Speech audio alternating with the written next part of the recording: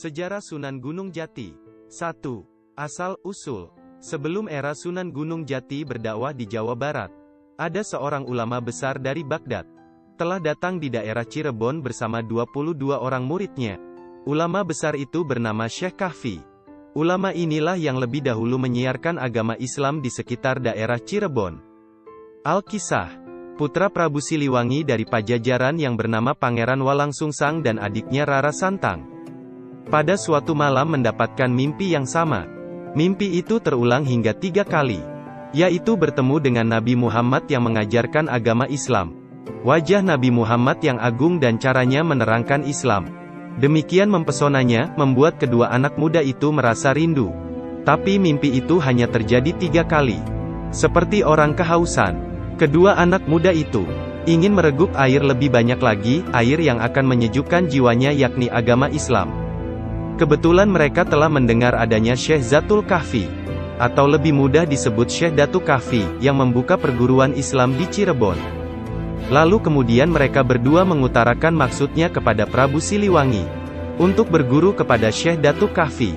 Mereka ingin memperdalam agama Islam seperti yang diajarkan Nabi Muhammad dalam mimpinya. Tapi keinginan mereka ditolak oleh Prabu Siliwangi. Pangeran Walangsungsang dan adiknya nekat.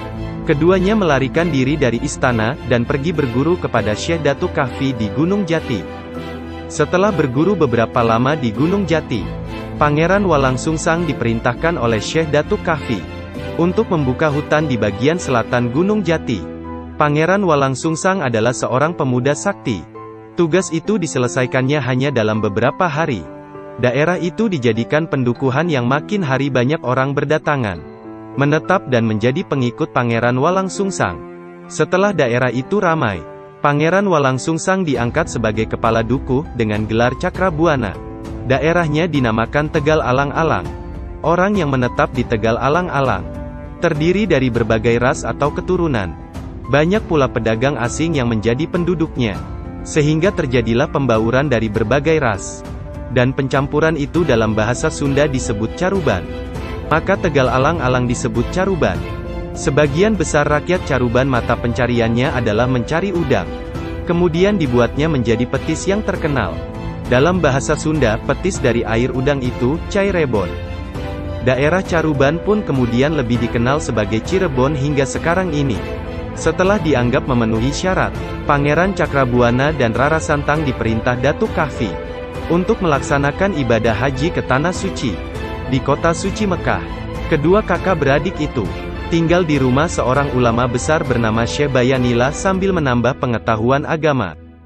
Sewaktu mengerjakan tawaf mengelilingi Ka'bah, kedua kakak beradik itu bertemu dengan seorang raja Mesir bernama Sultan Syarif Abdullah, yang tengah sama-sama menjalani ibadah haji.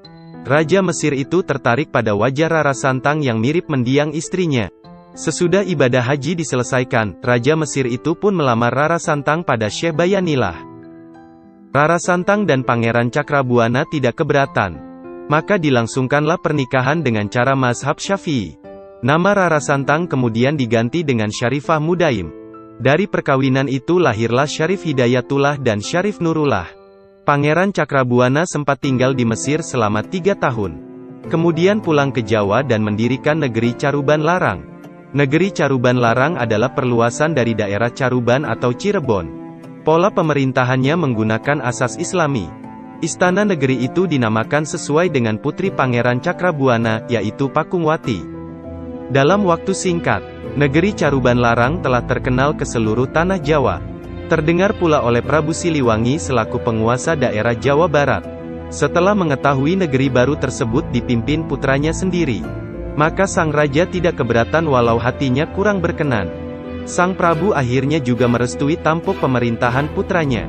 Bahkan sang Prabu memberinya gelar Sri Manggana. Sementara itu, dalam usia muda, Syarif Hidayatullah ditinggal mati oleh ayahnya. Ia ditunjuk untuk menggantikan kedudukannya sebagai Raja Mesir. Tapi anak muda yang masih berusia 20 tahun itu tidak mau. Dia dan ibunya bermaksud pulang ke tanah Jawa berdakwah di Jawa Barat. Kedudukan ayahnya itu kemudian diberikan kepada adiknya yaitu Syarif Nurullah. Sewaktu berada di negeri Mesir, Syarif Hidayatullah berguru kepada beberapa ulama besar di daratan Timur Tengah. Dalam usia muda itu, ilmunya sudah sangat banyak. Maka ketika pulang ke tanah leluhurnya yaitu Jawa, ia tidak merasa kesulitan melakukan dakwah. 2. Perjuangan Sunan Gunung Jati.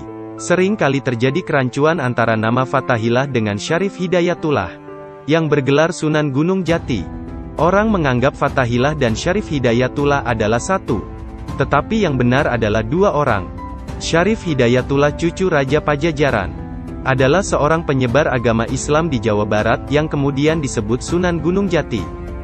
Sedang Fathahillah adalah seorang pemuda Pasai, yang dikirim Sultan Trenggana membantu Sunan Gunung Jati, berperang melawan penjajah Portugis. Bukti bahwa Fathahillah bukan Sunan Gunung Jati adalah makam dekat Sultan Gunung Jati yang ada tulisan Tubagus Pasai Fatullah, atau Fathahillah atau Faletehan menurut lidah orang Portugis. Syarif Hidayatullah dan ibunya Syarifah Mudaim, datang di negeri Caruban Larang Jawa Barat pada tahun 1475. Sesudah mampir dahulu di Gujarat dan Pasai untuk menambah pengalaman, kedua orang itu disambut gembira oleh Pangeran Cakrabuana dan keluarganya. Syekh Datuk Kahfi sudah wafat. Guru Pangeran Cakrabuana dan Syarifah Mudaim itu dimakamkan di Pasambangan, dengan alasan agar selalu dekat dengan makam gurunya. Syarifah Mudaim minta agar diizinkan tinggal di Pasambangan atau Gunung Jati. Syarifah Mudaim dan putranya Syarif Hidayatullah meneruskan usaha Syekh Datuk Kahfi membuka pesantren Gunung Jati, sehingga kemudian, dari Syarif Hidayatullah lebih dikenal dengan sebutan Sunan Gunung Jati. Tibalah saat yang ditentukan. Pangeran Cakrabuana menikahkan anaknya yaitu Nyi Pakungwati dengan Syarif Hidayatullah. Selanjutnya pada tahun 1479, karena usianya sudah lanjut, Pangeran Cakrabuana menyerahkan kekuasaan negeri Caruban kepada Syarif Hidayatullah, dengan gelar Susuhunan, artinya orang yang dijunjung tinggi. Disebutkan, pada tahun pertama pemerintahannya, Syarif Hidayatullah berkunjung ke Pajajaran untuk mengunjungi kakeknya Prabu Siliwangi. Sang Prabu diajak masuk Islam kembali, tapi Prabu Siliwangi menolaknya. Meski Prabu Siliwangi tidak mau masuk Islam, dia tidak menghalangi cucunya menyiarkan agama Islam di wilayah Pajajaran. Syarif Hidayatullah kemudian melanjutkan perjalanan ke Serang. Penduduk Serang sudah ada yang masuk Islam, dikarenakan banyaknya saudagar dari Arab dan Gujarat yang sering singgah ke tempat itu. Kedatangan Syarif Hidayatullah disambut baik oleh Adipati Banten,